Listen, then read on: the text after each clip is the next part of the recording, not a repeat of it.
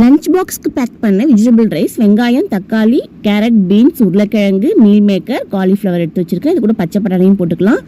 ஒரு பாத்திரத்தில் வந்து நெய் கொஞ்சம் எண்ணெய் கொஞ்சம் போட்டு நல்லா காஞ்சதுக்கப்புறம் ஹோல் ஸ்பைசஸ் மசாலா எல்லாமே போட்டுக்கலாம்.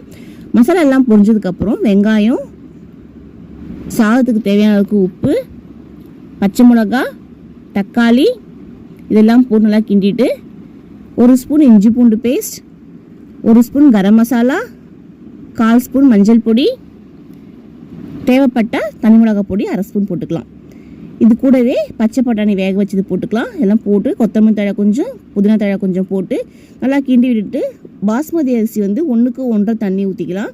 தண்ணி நல்லா கொதிச்சதுக்கப்புறம் அரிசி போட்டுக்கலாம். அரிசி போட்டு நல்லா கிண்டி விட்டு அரிசியும் தண்ணியும் சம அளவு வந்ததுக்கப்புறம் தம் வச்சு எடுத்து பார்த்தீங்கன்னா சூப்பரான வெஜிடபிள் ரைஸ் ரெடி. பசங்க லஞ்ச் பாக்ஸில் பேக் பண்ணி கொடுங்க, ஜாலியாக என்ஜாய் பண்ணி சாப்பிடுவாங்க. ட்ரை பண்ணி பாருங்கள். தேங்க்யூ.